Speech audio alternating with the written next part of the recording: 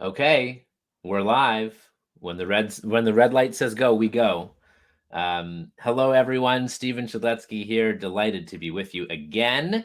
Whether you're joining us live, and if you are, please feel free to hop into the comments and say hello. Let us know where you're joining us from.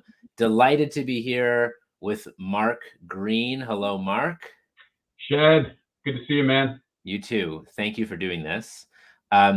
Mark, there are many silver linings in the COVID clouds, and one of them for me is meeting you. Um, Brian Wish, a mutual friend, introduced us, and we've just hit it off. You've quickly become a very close friend and a close mentor of mine personally. Hey, Casimiro, and one of the things that has been wonderful is you've essentially, what we're talking about today is the power of our mindset. And you've been with me and in it, and have showed up as a friend, as a mentor, and a coach for me. A friend of mine, Peter Docker, defines transformation as nothing has changed, yet everything is different. And I feel that as though, that's happened with me in our interactions. And so you show up, you serve leaders of all shapes and sizes, within business, beyond.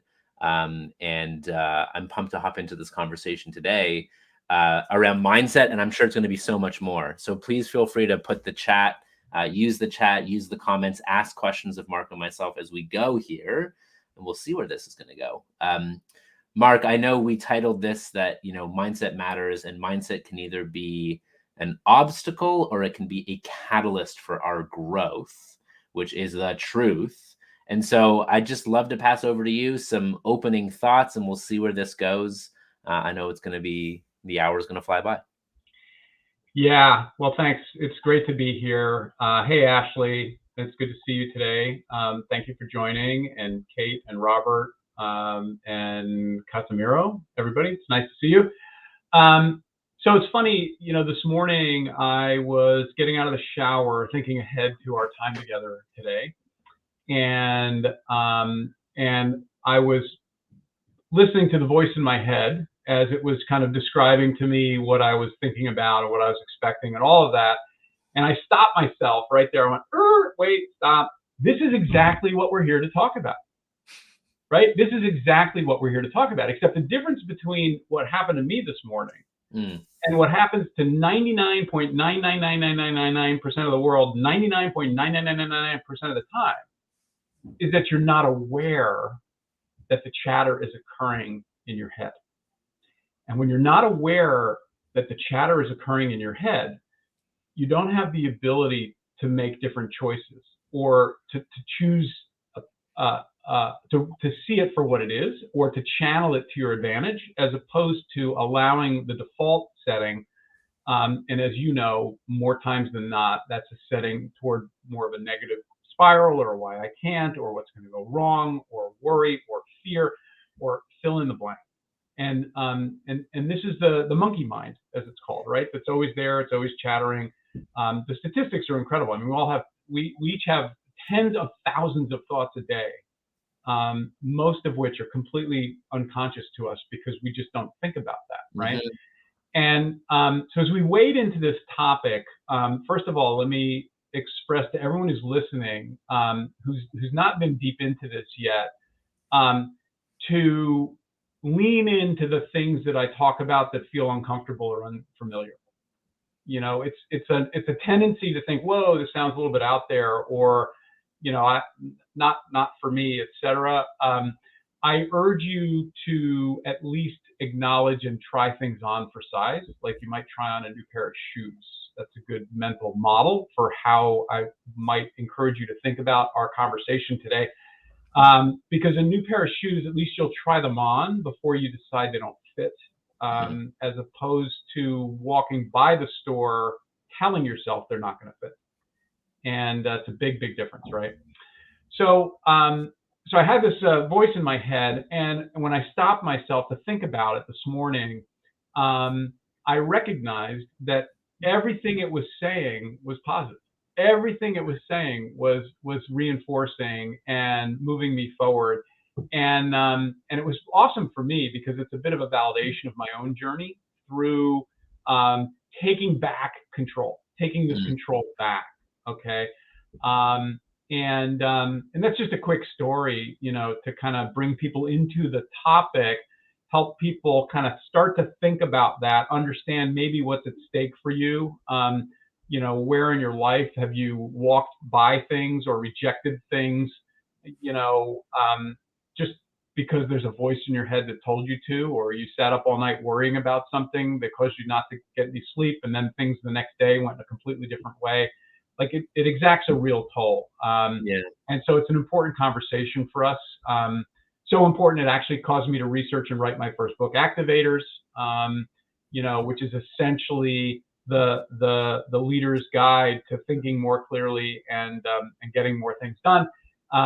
And it's really hacking into the research that's out there about how we can take back control of our mindset and our thinking. Nice. Now, this is great, Mark. I mean, the funny thing about the monkey mind or our saboteurs or that voice in the head that is so seemingly negative a lot of the time. I mean, it's done for our own survival, to keep us safe, to keep us comfortable. I'm curious for you, when did you realize the voice was there? I'm guessing there were other showers or other times in your past where that voice in your head wasn't positive. So amazing that it was positive today, and it was for me too for this, because I know this is going to be fantastic. But I'm curious for you around, when did you notice the voice? Was it? I'm assuming it was negative to start, maybe not. But like, take us a little bit on the journey of you realizing, listening to it, shifting, being aware of the voice, and then how you went on a transformation to use it as a source of power as opposed to an obstacle. Yeah, I would love to say there was a moment when there was a lightning bolt and magic happened, but I would be lying if that's what I said, so I won't say it. But it, in fact, was a building journey.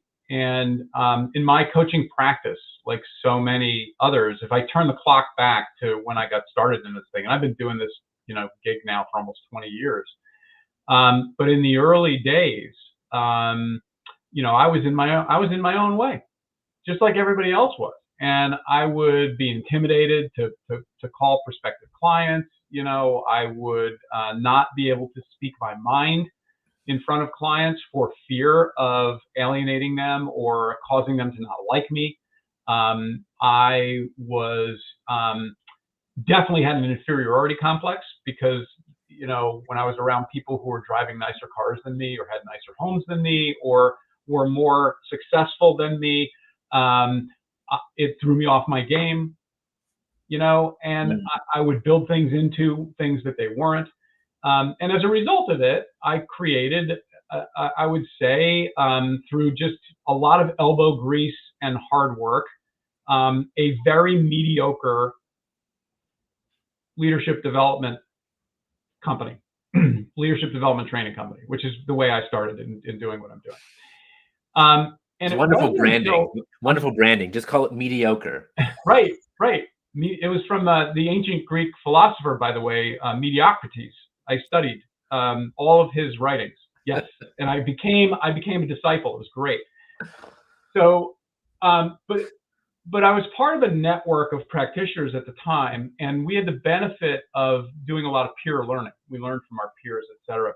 And I noticed right away that some of the more experienced people, the way I read it initially, they seemed fearless to me, right? So they'd like say whatever needed to be said or do whatever needed to be done, or they'd tell a story about something that happened when they were meeting with a client, and I would think to myself, how could you do that, right? Which was very indicative of like where I was in relation to where they were, right? And it dawned on me at some point in the game here, that they weren't fearless Mm. necessarily, but they were managing their thinking in a very different way than I was. And it sort of set me on this path to just be really curious in this zone, and start reading more and start reading some really crazy way out stuff, like some Eckhart Tolle, for example, and some deep stuff around meditation, and all the things and the beliefs and the practices that people around the world for millennia have done to try to rein in their thoughts. And for those of you listening who want to ask the question, I actually know I don't meditate, so I don't. I have found that I'm able to sort of very consciously do what I need to do with my mind to be able to relax or unplug or stop the monkey and all that kind of stuff. So that was the beginning of it. And then as I matured further and got into the coaching practice, and finally got out of my own way and really figured that out. And by the way, one of my big aha moments was Pat Lencioni's book, Getting Naked, which if you're a practitioner, you have to read. And that really, really helped me. And I was surrounded by a lot of really smart people who also helped me. And I put myself in the uncomfortable positions and did the things I needed to do. And when I finally got to that point, I realized that everybody was suffering from the same ailment. Like at that point, right? It's like when you're drowning, you don't notice that the guy next to you is also drowning, because you're worried about you drowning. I'm over dramatizing it a little bit, but you get the point. Yeah. But when you're up on the pier now, when you're up on a boat or on a platform, and you can see all the other people now, and you can all see that they're all struggling, right? Whereas you couldn't see that when you were among them. Yeah. And I saw it, and I stepped back and I thought, wow, everybody's got the same problem. Like, this is not unique to me. And that's what set off the curiosity that led to the research that led to activators. And I'm fortunate because in a coaching community like I have, I was able to use my coaching colleagues as a test bed for my content. Yeah. And it's a really safe space. And for the people who are watching us today, let me tell you, if your content flies with a bunch of coaches, it's good anywhere. Because it is the hardcore, hardest of core audiences, to have to deal with. And so that's kind of the journey for me. And now I speak, I write, and although my practice is about scaling leadership, scaling organizations, and the like, I really end up spending a lot of my time helping people fix their heads. And the reason is, more often than not, that's actually the root cause of whatever the heck is going on that they're trying to solve, like out there. Yeah. So it's the inner game. We spend a lot of time on the outer game, and we need to spend more time on the inner game because the rewards are giant. Yep. Yeah. If you want to change your outside results, work on the inside first. And that goes for us as individuals, as teams, as organizations. Yeah. Nice. Yeah. There's yeah. Go for it. No, that's it. I was gonna ask you. It might help to rip a page from your own experience and talk about maybe one of our conversations that maybe move the needle for you, and we can kind of dissect what happened there, without divulging inappropriate content. Sure. But that might be a real world, because dancing around this stuff in abstract is of limited value. It's when we get into brass tacks that I think we can really connect with people. Well, so I remember, I mean, you and I, we have this relationship, and I have this with many people, which I love, which is you can hop in and go deep quick. And so you and I started this relationship, started this friendship. You quickly became a mentor, and I shared stuff that was going on in my life with my family and my career. And I remember it was earlier this year, and there was something that was like, it felt so clear to you from an objective listener, but like I was so stuck. I just remember being so stuck.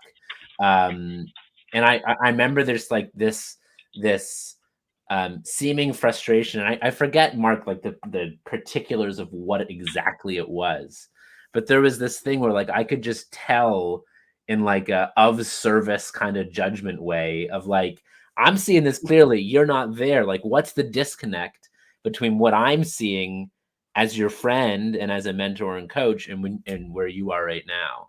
And I remember like there was just something that I couldn't detach from, that when you just helped me just sort of Yeah. notice it all of a sudden. And I distinctly remember, it's one of the things I love about not speaking with friends for a few months, is to track the growth and track the difference between the last time we spoke and now, which is always fun to do. So that's what I remember. I'm wondering if you remember anything different or the same. Yeah, no, I do, and I want to go back, and I've been taking some notes here to go back and kind of put a framework around your example, because I think it's pretty classic. So the first thing I heard, I thought I was unique. oh, you're a special snowflake Oh, for thank you. sure, Thank you. for sure. Um, so the first thing that I heard is that Shed is willing to go deep, right?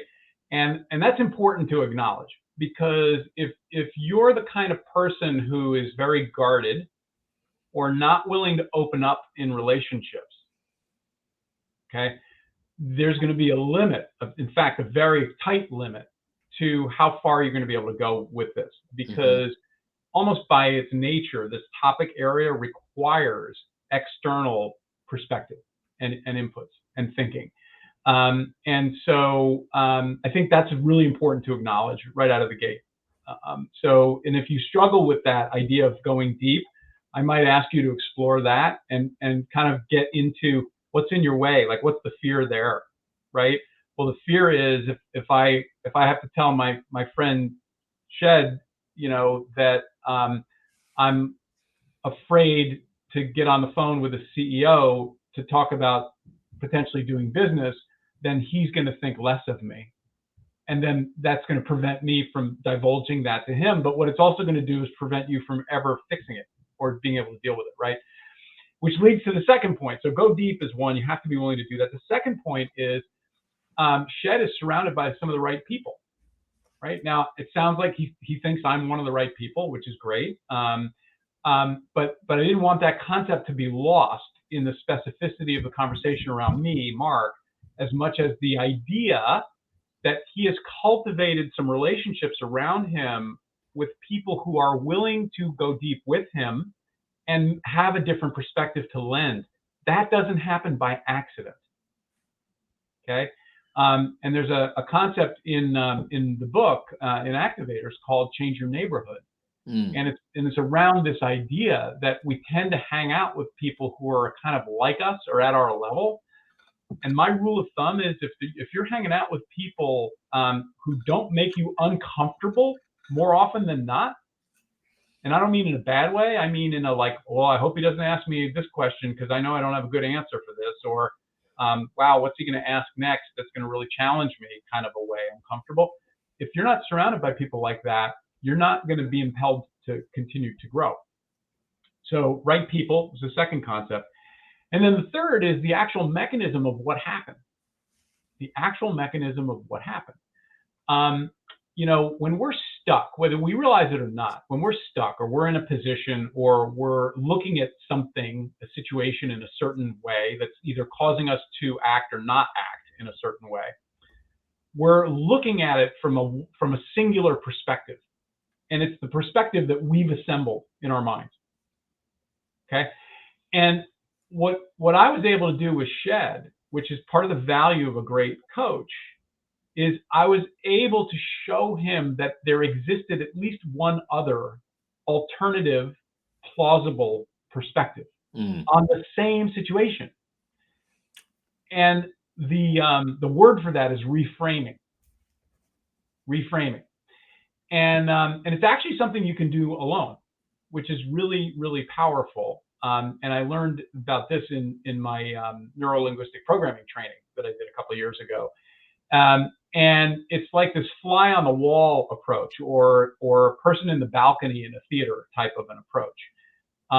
And so if you're, let's say, embroiled in a conflict with another person about something, and there you are in conflict with them, okay? It's really, really useful because in that conflict, right, you've got your position and your beliefs, and you also have a set of beliefs about their position and their beliefs. Note I said you have a set of beliefs about their beliefs. I didn't say you have a fact about their beliefs. And so that tends to be our frame. But if you create an out-of-body experience for yourself and pretend that the two of you are in conflict on stage in a theater, and now you are someone else sitting in one of the balconies up above, looking down at the conflict, at what's going on between these two people. Okay. Now, what is that person seeing in you? And what is that person seeing in the other party? Nice. And what it does is it forces a reframing. And it's really valuable because it can cause you to get out of that rut. It's like a rut you're in of thinking. That is what's making you stuck. And Nice. so this sort of go up to the balcony idea, or be a fly on the wall and observe yourself in a situation as an outsider would. And what does the fly see? What does the fly hear? What does the fly, divine? That's what's really going on in this situation. It's hugely, hugely valuable. And that's what I did with you, right? In that circumstance, I helped you reframe, and it gave you a fresh perspective. And what that did is it unlocked a possibility that didn't exist prior. And that is the moment that you sort of felt set free. Nice. I love this. Does that ring a bell for you in terms of a process of what happened? Totally. I mean, I love that you said stuck, because that was the word that came to mind for me, Mark, I mean, I remember in the conversation we had, I was literally stuck in one point of view. I love that you're giving us some tools in ways that we can reframe without needing to have another person. There's a quote which I love, which is, it's very hard to read the label on the jar when you're stuck inside the jar yourself. But even just this ability to take out a sheet of paper and a pen, or a voice message, or go for a walk, and just, to your point, do the practice of looking at yourself as a character in a play can help. Another mentor of mine, Rich Davini, who wrote the book The Attributes, has taught me that the quality of our questions determines the quality of our lives. Yeah. And are we asking ourselves questions like, why do I suck at this? Or why am I stuck? Or are you asking yourself questions of, what strengths can I bring to the table? Or how is there opportunity here? Yeah. And just that, I'm assuming another way to reframe is paying attention to the questions we ask of ourselves and others. Yeah, 100%. Nice. So, Casimiro, you are correct. That is a good summary. And Alejandro, fancy. Look at you. I know, that's awesome. And Alejandro, so my mental model is of being of service. And so I don't get too caught up in the advice monster, because to me, that's like you're telling somebody what to do, as opposed to saying, hey, can I suggest an alternate reality, right? Or can I suggest a different perspective on this? Or can I point out something that you might be missing here? I think it's very different than the advice monster, which is, hey, Shed, here's what you need to do. Yeah. I'll fix your problem. Just here's what you need to do, right? Yeah. And so to that extent, I agree with you, Alejandro. But I think being of service, that's not kind of how that unfolds. The other thing here that I think is important for us to recognize is this idea that the voice, and this is going to be an uncomfortable moment, so I'm warning everybody, the voice in your head is not you. Okay, the voice in your head is not you. And the reason I know that, and I'd like you to think about this, is it's not, that it's not you because you can recognize it, and you can identify it, and you can name it. Therefore, it's not you. And I don't want to get in a conversation of, well, then who is it, right? But that doesn't matter. But it's not you.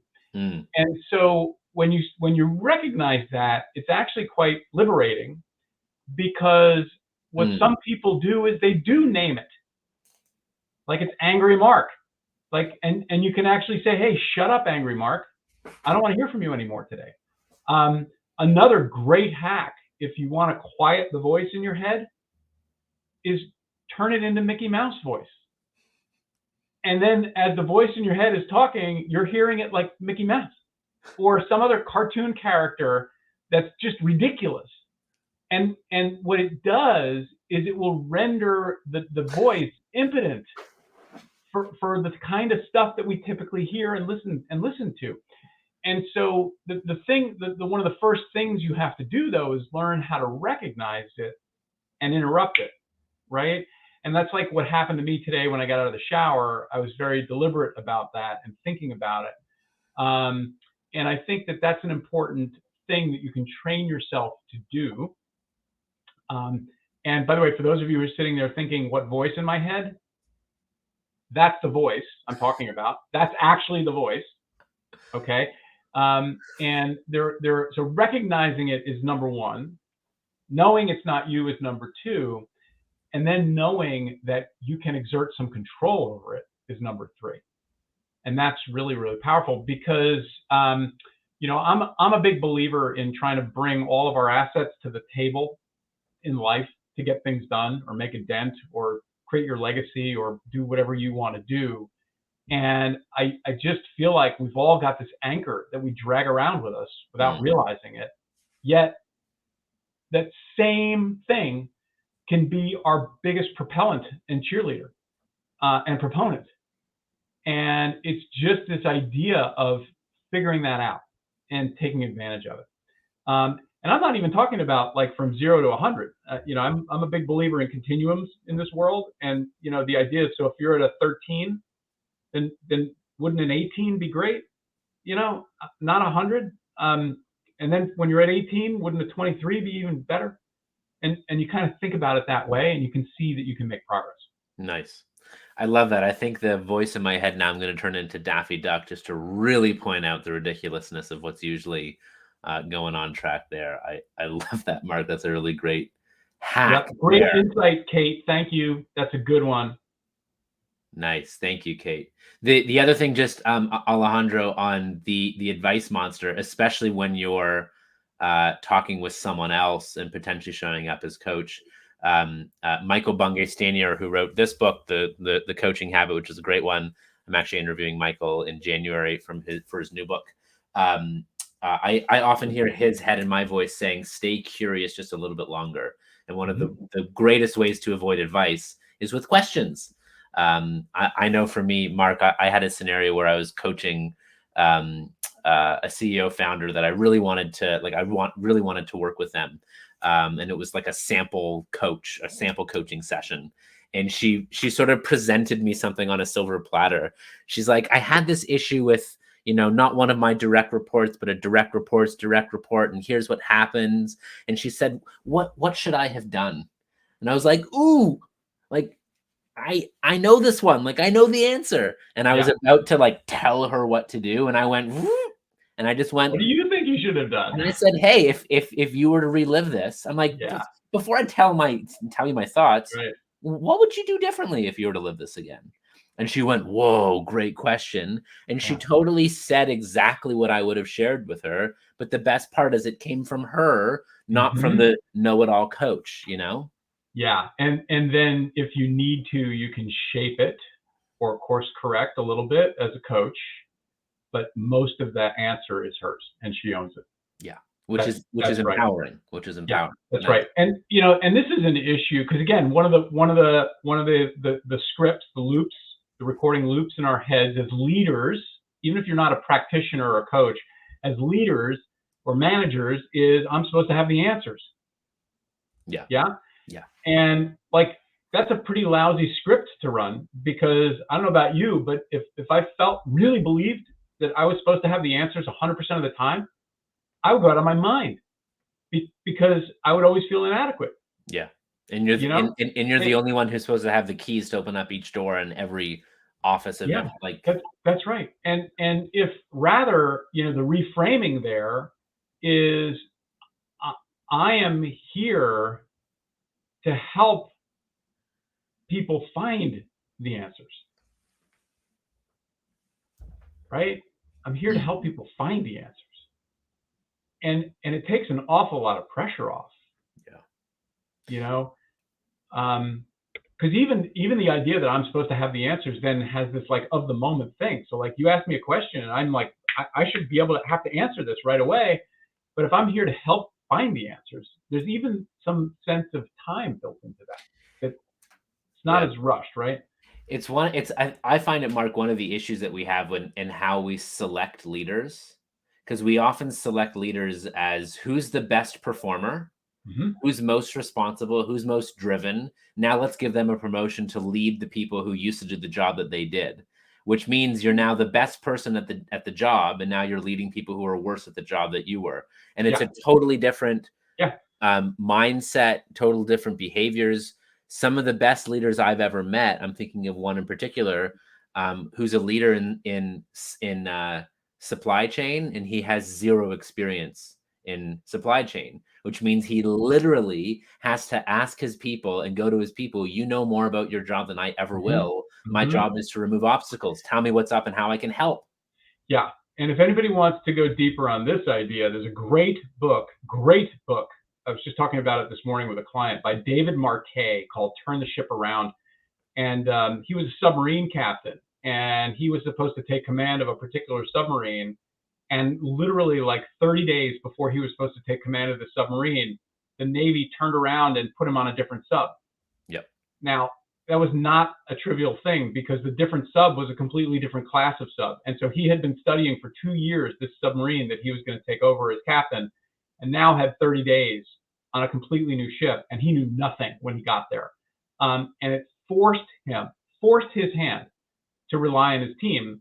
But the team, because they were in the Navy, was conditioned to only want to listen to the captain. And so they were in this standoff where he didn't know enough to safely be the captain, right? And they were conditioned to not speak up and wait for orders from the captain. Yeah. And he figured it out. And it's an amazing book with a lot of leadership lessons in it. Nice. Yeah, it's literally, and he has a ladder of leadership. So That's right. And it has a script of what leader and follower can do to level up. So follower comes and says, "Tell me what to do." And Marquet, it's either tell them what to do, which is level 1 leadership, or what do you think? Yeah. Like, so nice. Big fan of that as well. Good stuff. Yeah. I think it's worth just answering this head on from Casimir as well. When we say go deep, allowing yourself to be vulnerable, do you want to double click on that, Mark, or expand a bit on what you mean when you said go deep? So the short answer is yes. And this is something I can personally tell you I struggled with mightily. I lived most of my life not wanting to show or admit vulnerability. Because for whatever reason, I believed it was a chink in the armor and it was a weak point, and it was something that was not to be shared. And interestingly, the inflection point for me was when I was finally in a position to admit that I wasn't happy in my marriage. And that obviously created a large cascade of dominoes in my life that kind of led me to where I am right now, interestingly and not surprisingly. But that's like the mother of all vulnerabilities, at least it was to me at the time. And I started to realize, wow, this isn't so bad, And I'll tell a quick story that illustrates the power of this. So I'm a part of a network of coaches, a global network of coaches, and back pre-COVID, we would meet periodically, to learn together and so on and so forth. And I was very private. I didn't divulge a lot of what was going on with me personally at the time. And I remember distinctly going to one of these meetings. It was in Arizona, I think, at the time, and I had one of my colleagues pull me aside at one point during the day, and she said, this is after, I had left my wife and was kind of starting this new path for myself. which nobody knew about. She pulled me aside one day and she said, "Mark, I just want to tell you, you seem really, really different to me, and I like this version of you a lot." Now, I thanked her, and as soon as I walked away from her, I actually burst out crying. And the reason I burst out crying is because the very first thought that crossed my brain was, then how have I been showing up all these years? Mm. How have I been showing up all these years? And I mean, even right now, I feel it, Mm. you know? And that's the power of vulnerability. That's the power of leaning into that, because you don't realize what a profound impact, how you think, your own state of happiness has. Whether you might think you're hiding it, you might think it's private business, nobody knows. It still comes, they may not know, but it comes, there's a vibe that you're probably putting into the world that might not be achieving what you want to achieve. Yeah. And that's what I realized. Mm. Mm. That's what I Nice. realized. Nice. Thank you so much for sharing that, Mark. And I think I mean, so when I hear go deep, I think it's be real. Like the definition of authenticity is sharing and doing what you actually believe. Mm-hmm. And so I think part of it was feedback. It's kind of like when you're working out at the gym for 6 months, then finally someone notices and says, "Have you been working out?" Except it's with your identity and your being and your mindset, which is such a huge comment. Yeah. The other thing with vulnerability that I've learned more and more about, Mark, because I'm a big believer that vulnerability is our strength, but I think vulnerability gets a bad rap. Like I think vulnerability, we automatically think about weaknesses and the hard stuff, Yeah. but Yeah. vulnerability is key for teams. Vulnerability, because we as humans aren't very good when we just show up as individuals. We don't have a holistic view. We only have our strengths. We don't have the perspectives of others, let alone the people on the balcony. And so I've reframed vulnerability as well as exposing of our weaknesses and our strengths, which makes for stronger teams. Mm-hmm. Yeah. And I appreciate you bringing this up in the context of a team, because and I agree. I think vulnerability has a bad rap. The general perception is it's like this kumbaya thing where we make a fire, we all stand around together and hold hands, and we get vulnerable. Whereas the reality is, vulnerability is as simple as, "Hey, Shed, I need your help to think this thing through. Can you help me out with this?" Yeah. Like that's in a professional setting, that's actually an example of vulnerability. It's admitting either tacitly or implicitly that you may not have all the answers. It's being willing to ask for help. It's being willing to, raise a flag when you're in over your head. Interestingly, vulnerability, this idea we're dancing around right now, plays into the creation of accountability, right? Because to be accountable, by definition, you must be vulnerable, because the definition of accountability is to account for something. And to account for something means you need to be able to name something that's not right, and raise the flag and say, "Hey, we've got a problem here. We need more resources. This thing's off track." That's accountability. And you have to be willing to be vulnerable for that. And I think a lot of organizations, that again, what they say is the problem is never the problem. It's usually a symptom of the problem, right? And they say accountability is a problem always, right? And accountability is never the problem. The problem is, we have a culture of people who are unwilling to be vulnerable, or leadership has done a crappy job of defining role outcomes. Okay, so people have no yardstick to know what they're accountable to, right? Or even worse and more common, leadership fails to lead by example. And so you actually don't have an accountability problem in many cases. You've got a behavioral problem. Yeah. As a leader. Yeah. Yeah. You got to fix that first, and then you get the rest. And that was like Nice. the comment before about you got to look in the mirror. Was that before or after we were online? We were talking about the inner game and the outer game. I don't That remember now. we were online. Yeah. Okay. Well, anyway, the idea that you got to work on the inner game, because usually the stuff you're struggling with in the outer game is highly influenced and related to what's going on in the inner game. Yeah.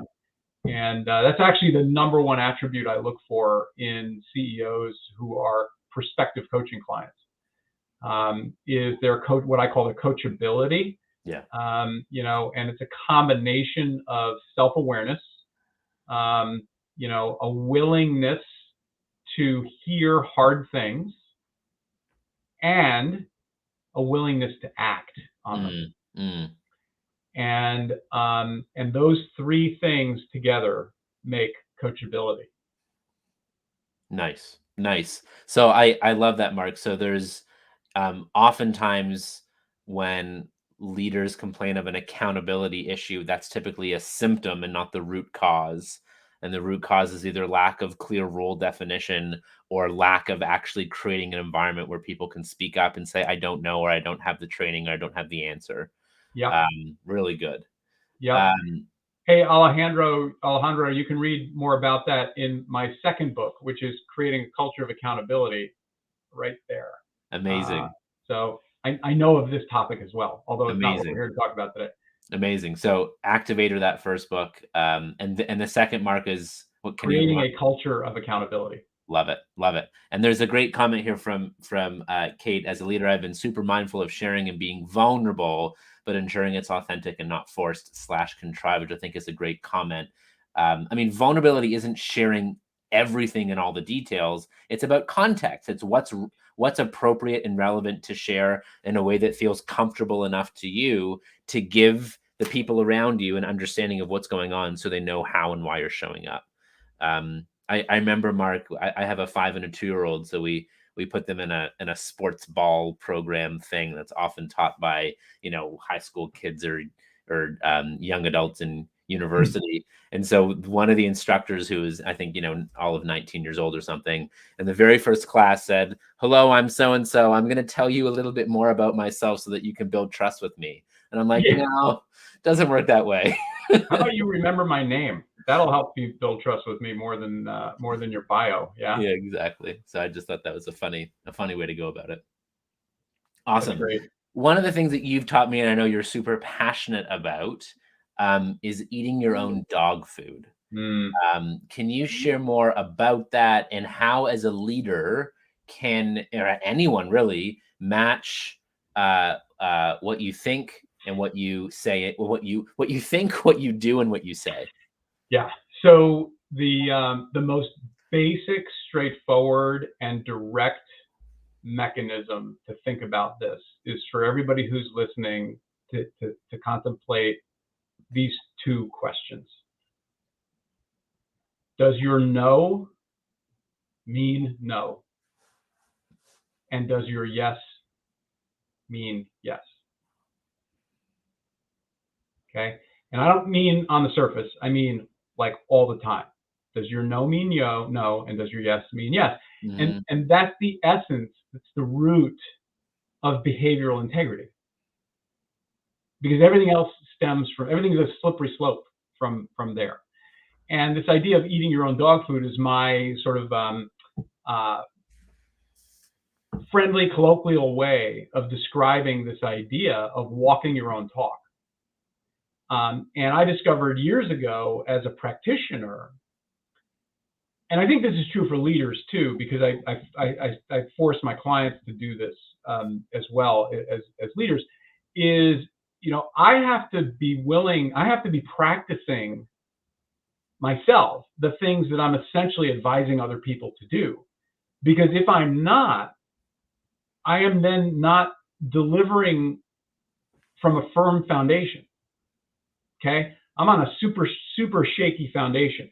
And I'll give you an example in leadership as to how this plays out all the time and how I do something very differently than a lot of other advisors do.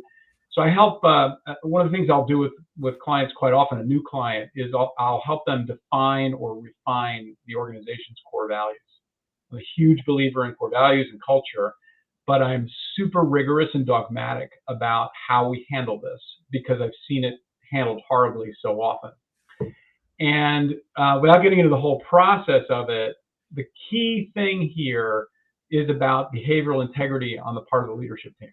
And one of the mistakes that's made quite often is an organization will bring in some consultant, they'll do this thing with core values, they'll come up with these core values, and then next week they turn around and they announce it to the company and they roll it all out, right? Well, that's not how I work with my clients. It's very different. The rules are quite simple. I prescribe some very specific things that they as a leadership team need to do with their own core values before I green light them to roll it out to the rest of the organization. Nice. And what they need to do is start to practice calling themselves out on their own violations. Oh, because guess what? We're all human beings. I don't care who you are. You're violating your own core values. Like you are. Mm-hmm. You've got to be aware of that. And we start them very gently by having them call themselves out in front of their team. Then we graduate to giving permission for other people to call them out, each other out.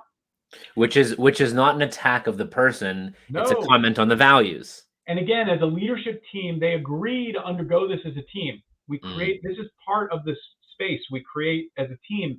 And as you might be inferring here, there's vulnerability that's going on through this. I mean, even for me to walk to the table and say, hey, I got to tell you, I had a meeting with Shed this morning, and I think I violated our core value of whatever, because here's what he said and here's what I said, you know, and I caught myself, right? But that's a win because you've caught yourself, right? Yeah. So, and then only when I see that they have really embraced the core values and they've learned their way into them behaviorally, will I green light them rolling it out. And Nice. even the rollout, then I control very carefully and with great deliberation and prescription to make sure that it's done right. Because it's all about driving behavior. It's not about posters on the wall. And that's the mistake that a lot of organizations make. And every single one of my clients builds a strong and lasting culture. It is not a flavor of the month initiative. And this is the reason why. Nice. I love that. I love that, Mark, that by the time you roll them out and you share it with your people feel that it's lived. It's not the 31st flavor of them. Well, and that's the power. I mean, I do this, the same pattern, by the way, is a repeated pattern in my coaching, okay? About idea, behavioral integrity, rollout. And think about meeting rhythms. Right? A lot of organizations freak out when you talk about like daily huddles or something like that.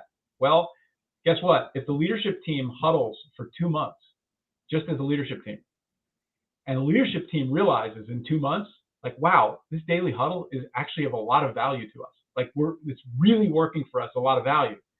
Then by the time they have to turn around to their teams and say, hey, we're putting huddles in place. And 3 people on the team say, oh God, that's horrible. Would you just read a book on that? And you say, no, actually, the leadership team and I have been doing this every single day for the last 60 days, and we found amazing value. We're doing huddles. Guess what starts to happen? That's the firm foundation of behavioral integrity. Nice. Right?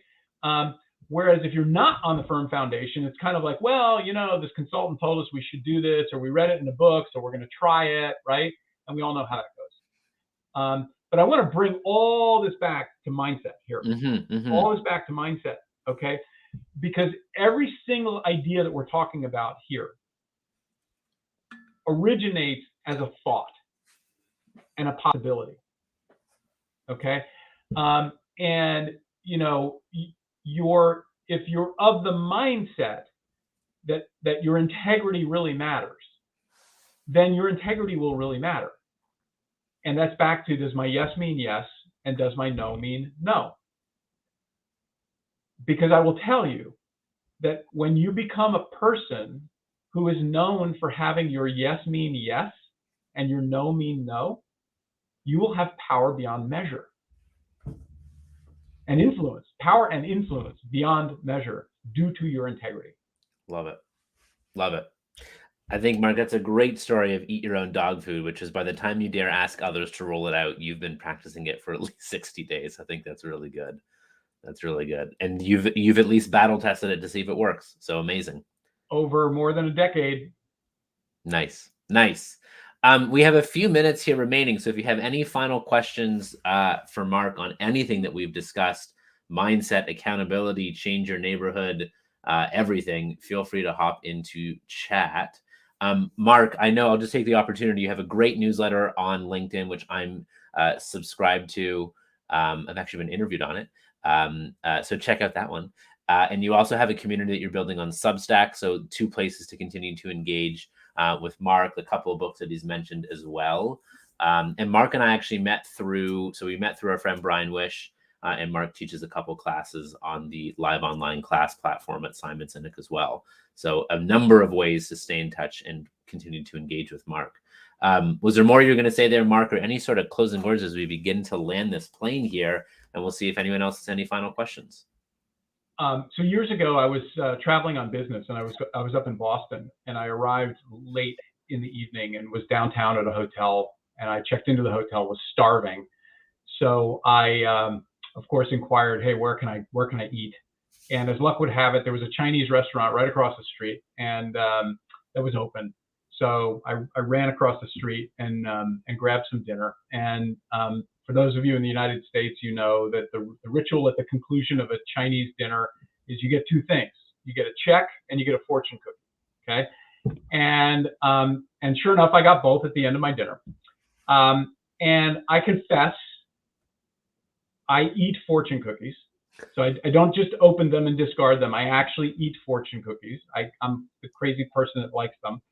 And so I opened this fortune cookie up, and the fortune stopped me dead in my tracks. Stopped me dead in my tracks. In fact, I have it to this day. I have it to this day. And if I was actually giving you a presentation right now, I would show it to you on the screen. And the fortune said this: with our thoughts, we make our world. With our thoughts, we make our world. I know this to be true.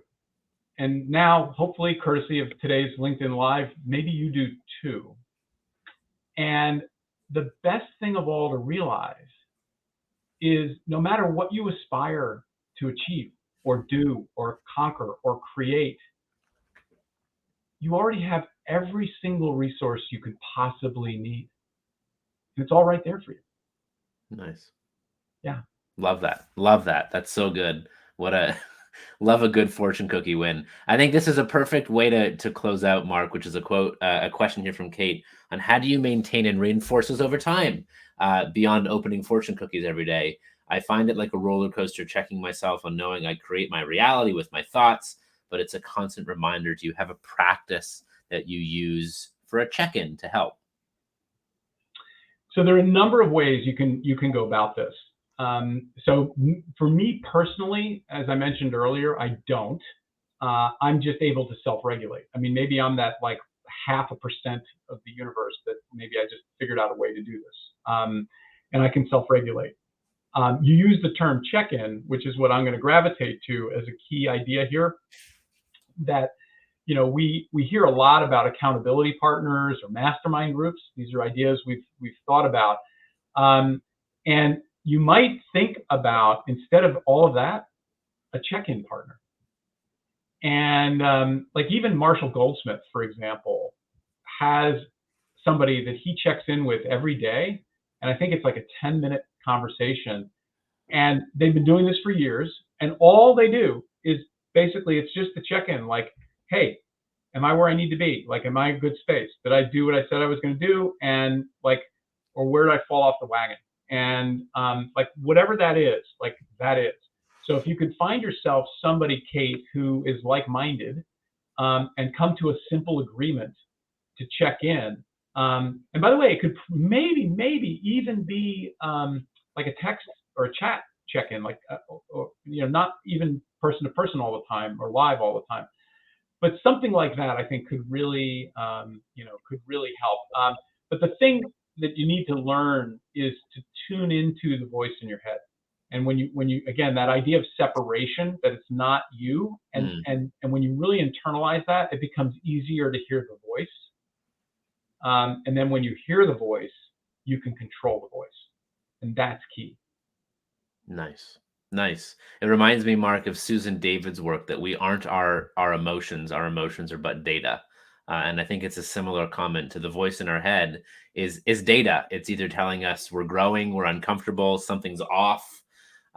So tune into that voice. And also, Kate, to your point, or to your question, I think, finding little routines and rituals that help you connect with you, whether it's a check-in partner. I love dropping my daughter off at school because it means I get to walk outside and start my day with just walking. So what are these little things that allow us to connect with ourselves and connect with others? So love it. Yeah. Amazing. Mark, this has been such a treat. I'm so delighted that we could do this. I know we'll do it again soon because I always enjoy chatting with you, and we'll do it perhaps live in front of others again soon. Any final closing words, my friend, before we say goodbye? No, you got it all. Everybody's got it all. I appreciate everybody tuning in today. Feel free to connect with me on LinkedIn or at mark-green.com. I've got a lot of content out in the world, and would really look forward to adding you to my network and getting to know y'all. Amazing. Amazing. Thanks again to Mark.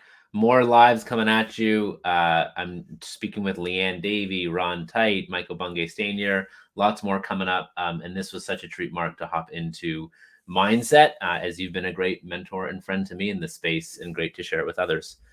Take care. Take care of the people around you. Mark, any final words to you? No, that's it. Thank you, Shed, for having me. I really appreciate it. Awesome. Good stuff. See you soon, all. Take care. Bye, everybody.